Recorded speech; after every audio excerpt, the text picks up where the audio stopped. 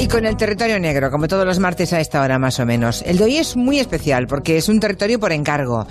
Verán, de vez en cuando nuestros cronistas negros, Luis Rendueles y Manu Marlasca, pues aceptan la sugerencia de alguno de esos oyentes fieles que cada martes a esta hora pues están pendientes de las historias que nos cuentan.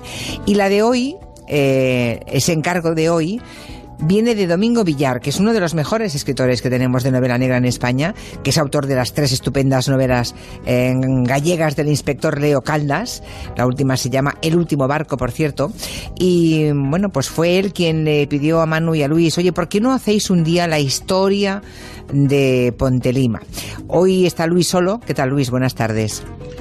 Hola, buenas tardes. Porque Manu sigue, ¿no?, en la sesión del juicio a Maje y Salva en Valencia. Creo que han declarado los dos ya hoy, ¿no? Creo que ya sabemos cosas. ¿Qué te ha contado Manu Marlasca? Manu está ahí a pico y pala. Sí, bueno, Salvador, el asesino, ha confesado que él fue la persona que mató a Antonio Navarro, ese ingeniero, en el garaje de su casa en verano de 2017, y ha dicho que lo hizo de acuerdo con María Jesús, con la mujer de la víctima, la esposa de la víctima. Después ha declarado María Jesús, que es la mujer que más atención ha traído en toda esta historia, y creo que ha hecho una defensa inteligente porque ha venido a decir que sí, que era una mujer infiel, que sí, que era una mujer mentirosa, pero que no es una asesina, ¿no? Entonces ahí se juzga solamente el delito. Lo que pasa es que hay bastantes pruebas en su contra, algunos indicios, y todo esto lo verá el jurado a partir del viernes. Ya. Bueno, pues sí, de eso no se queda contando cosas Manu Marlasca. Bien, vamos a esa otra historia, Luis, que os pidió el escritor Domingo Villar, ¿no? Un crimen que se cometió en Portugal, pero en el que todos los protagonistas son gallegos, ¿no? El asesino, la pobre víctima y la superviviente, todos. Sí, todos, los tres. Yo conocí a Domingo este verano en la Semana Negra de Gijón. Los dos éramos finalistas en distintas categorías, los dos perdimos. Vaya. Y los dos hablamos de crímenes reales aquella tarde de verano. Domingo me dijo que era seguidor de este programa, de esta sección también, y poco tiempo después me escribió con la historia de este crimen que ocurrió en agosto en Ponte de Lima, en Portugal, muy cerquita de Tui, de la frontera con Galicia, y ya nos explicó que casi no se había hablado de él en España, y era cierto. Es verdad, es verdad. Y así es como buscasteis la historia y hoy la contamos, ¿no? Hay que situarse en Ponte de Lima, es una vila, dicen que la más antigua de Portugal, está en un parque natural maravilloso, un parque que es en reserva de la biosfera, que ocupa territorio portugués y territorio gallego, y que yo, quien pueda, que vaya, porque es un lugar maravilloso.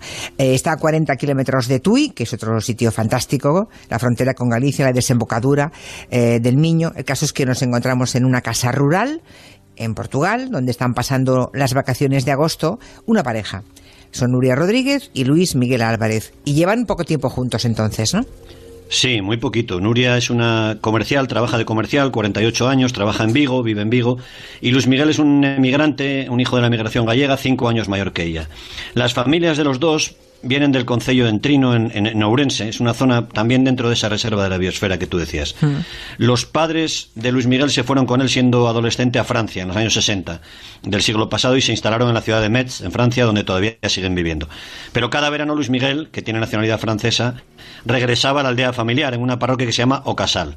Y muy cerquita de allí, a un par de kilómetros, de allí son los padres de Nuria Rodríguez, que tienen una casa en Lantemil, que es otra parroquia chiquitina del mismo concello. Así que Luis Miguel y Nuria se conocieron allí cuando eran críos y se reencontraron mucho tiempo después. La mujer había dejado de ir al pueblo desde que se había casado, vivía en Vigo, no pasaba ya por el pueblo, pero Nuria se había separado de su marido en marzo de este año.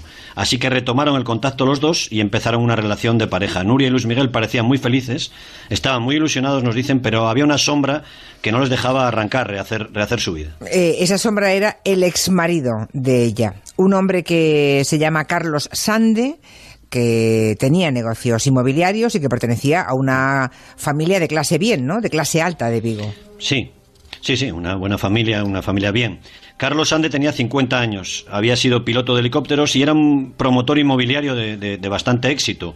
La vida le iba bien en el tema económico, una buena casa, buen dinero, pero no aceptaba desde la primavera pasada, que su esposa quisiera separarse de él, y desde entonces protagoniza algunas discusiones más o menos subidas de tono y algunos incidentes con ella. El matrimonio había durado 12 años, no tuvieron hijos, y Sande, que es hijo de una persona que fue conocido candidato del PP en la ciudad, se negaba a aceptar la situación hasta tal punto que llegó a requerir ayuda a un psicólogo para tratar primero de aceptar que no lo acaba de conseguir y luego de superar la ruptura con su mujer. En fin, mientras el exmarido no acepta la situación, Nuria pues intenta rehacer su vida, ¿no? Con ese niño, que se conocieron cuando niños y que después de muchísimos años se reencuentran, ¿no? Luis Miguel. Pero todo va a acabar la noche del 18 de agosto del año pasado. Los dos están en esa escapadita, ¿no? Hacen una escapada a una casa rural. Y de pronto un encapuchado rompe el cristal de la ventana, entra en el dormitorio donde ambos están descansando, durmiendo, y ese individuo lleva un hacha, una katana, cuchillos, cuerdas eléctricas y bridas. O sea, que decís que iba ya prácticamente vestido para matar y torturar, ¿no? Sí, sin duda. Nada más entrar, el asaltante ata a Nuria, a la mujer, con cuerdas en las manos, por la espalda, también le ata con cuerdas eléctricas a los tobillos, la deja atada ahí a una silla, la amordaza, y lo que va a hacer es obligar a que ella presencie una larga y salvaje sesión de tortura al hombre, a su pareja, Luis Miguel. También el asaltante ha atado a Luis Miguel, también le ha amordazado, y lo que ocurre entonces es una sesión de tortura bestial. Empieza a darle cuchilladas por todo el cuerpo y durante varias horas, entre 4 y 5 horas, el asaltante tortura y mutila a Luis Miguel, que no puede defenderse, y obliga a la pareja, a Nuria, a mirarlo. Es que no puedo ni imaginármelo. El final de la tortura es brutal. El asaltante a la casa rural, ¿no? Creo que corta con un machete los genitales del pobre hombre. Y lo deja allí desangrándose, ¿no? Entonces desata a la mujer y le ordena que salga de casa, y ella en ese momento no sabe qué va a pasar con ella, ¿no? No sabe dónde pretende llevarla. Sí, pero evidentemente se la quería llevar secuestrada y vamos, la vida de Nuria corría muchísimo peligro. En ese momento ocurre un golpe de suerte para ella, que también además lo va a aprovechar de una forma muy decidida, muy valiente. El asesino se da cuenta de que ha dejado algo dentro de la casa, posiblemente una pista que haría que la Guardia Nacional Republicana, los portugueses, la policía portuguesa, descubriera quién había entrado en la casa y pudiera luego detenerlo. El caso es que el tipo entra rápido de nuevo en la casa y deja fuera, en el jardín, a Nuria, sola, que aunque tiene todavía las manos atadas, sale corriendo y se esconde de madrugada entre los árboles hasta que llega a una finca cercana y suplica ayuda. Ya no va a moverse de allí hasta el amanecer, está aterrorizada. Han asesinado a su pareja y ella sabe que ha sido su marido, su exmarido. O sea, lo ha reconocido perfectamente. Él se quita la capucha cuando entra y está segura de que su intención era llevársela a otro lugar, posiblemente para torturarla también y matarla. Cuando este salvaje sale de nuevo de la casa, se da cuenta que su exmujer ya no está allí, la busca, pero no la encuentra. Para ese momento en que ella está entre los árboles en el bosque, es que no puedo ni imaginármelo. Y, en fin, en vista de que no la encuentra, antes de que amanezca, decide largarse de allí, no sé, que llegue la policía, ¿no? Eso es, antes de irse, eso sí, Carlos Sande coge el todoterreno de Nuria y su pareja y lo lanza el coche por un terraplén. La policía portuguesa recibe luego el aviso de un vecino de que hay un vehículo abandonado en una zona extraña, y este gesto de Sande, del asesino, es una señal de frialdad y de sangre fría, porque él sabe que ella está en el monte, ha intentado cazarla, está escondida entre los bosques, pero como no la encuentra, al menos la deja sin coche, la deja sin vehículo, sin forma de salir de allí, ¿no? Después de deshacerse del coche, Sande coge el suyo y vuelve a España. Cruza la frontera por Tui, llega a la provincia de Pontevedra, son más o menos las 9 de la mañana, va a cruzar el puente de Rande, que es un puente precioso, gigantesco que hay allí, y aparca, deja el coche medio en el arcén, en la localidad de Moaña, se baja del coche y delante de todos los otros conductores que están cruzando ese puente, se tira a la ría de Vigo. Ellos estaban quejando del atasco que estaba formando. Salvamento Marítimo va a rescatar poco después el cadáver del asesino. Madre mía, la policía portuguesa llega a la misma hora en que él se estaba suicidando a la casa rural, al escenario terrible de ese crimen y de esa tortura. Allí sigue atado, desangrado, claro, y muerto el pobre Luis Miguel Fernández, ¿no? Y en otra finca está ella, ¿no? Nuria Rodríguez, todavía tiene cables eléctricos con los que su exmarido la había atado de pies y manos, porque ella en esa finca no encuentra a nadie, está sola. Sí, al final, pasado un tiempo, hay unas personas que la cogen, ya poco antes de que llegue la policía. La mujer tiene que ser trasladada al hospital de Viana do Castelo, en Portugal. Tenía heridas en las manos, tenía heridas en los tobillos, pero sobre todo estaba en shock, estaba aterrorizada. A pesar de eso, saca fuerzas que sorprenden a la propia policía portuguesa y cuenta con detalle quién ha sido el asesino, dónde puede estar, y muy pronto la Guardia Civil descubre que el asesino se ha suicidado en Moaña, ¿no?, en el puente. Y ese caso, el caso criminal, va a quedar cerrado. O sea, el culpable, el asesino, ha muerto y no sabremos más, ¿no? Pero seguro que habéis intentado conocer detalles que den un poco de luz a este crimen tan sádico y tan terrible. Este individuo de golpe se convierte así en un asesino. Nunca había ¿Alguien capaz de hacer eso? ¿Nunca había maltratado antes a su mujer durante 12 años de matrimonio? ¿Que tenía algún problema mental? Es que no entra en la cabeza de nadie. Sí, impresiona y asusta bastante. Hemos preguntado lo mismo. Solo podemos decir que Nuria nunca denunció a su marido por malos tratos, ni físicos ni psicológicos. No sabemos si era víctima de eso, pero lo cierto es que nunca lo denunció. Carlos Sande, al que de crío le gustaba mucho tomar espinacas, quería ser como el marinero Popeye, sus amigos le llamaban así, el espinacas, no era, y esto es muy importante, ningún enfermo mental. La inmensa mayoría de los enfermos mentales son pacíficos. Exacto. Y la inmensa mayoría de los asesinos de mujeres son hombres sin trastornos psiquiátricos.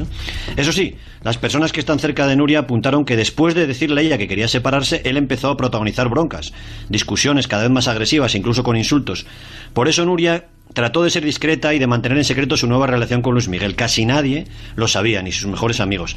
Pero no se sabe cómo este hombre, su exmarido, se enteró y apareció en Portugal, en una casa rural perdida en un bosque, siguiendo sus pasos. Pero eso es clave, ¿eh? Si él no sabía nadie nada, es que ella estaba realmente atemorizada y asustada, ¿no? Sí. ¿Cómo es posible que ese individuo, un hombre económicamente solvente, un empresario de Vigo, supiera que su exmujer estaba en una casa rural perdida en Portugal? Eso es que la espiaba, ¿no?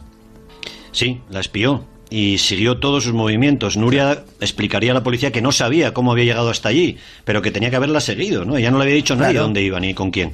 La policía portuguesa encontró un GPS, una baliza, un dispositivo para seguir por satélite de los que usa la policía, pegada en los bajos del coche de Nuria. O sea, él le había pegado un GPS. O alguien pagado por él, le había puesto debajo del coche una baliza para seguirla.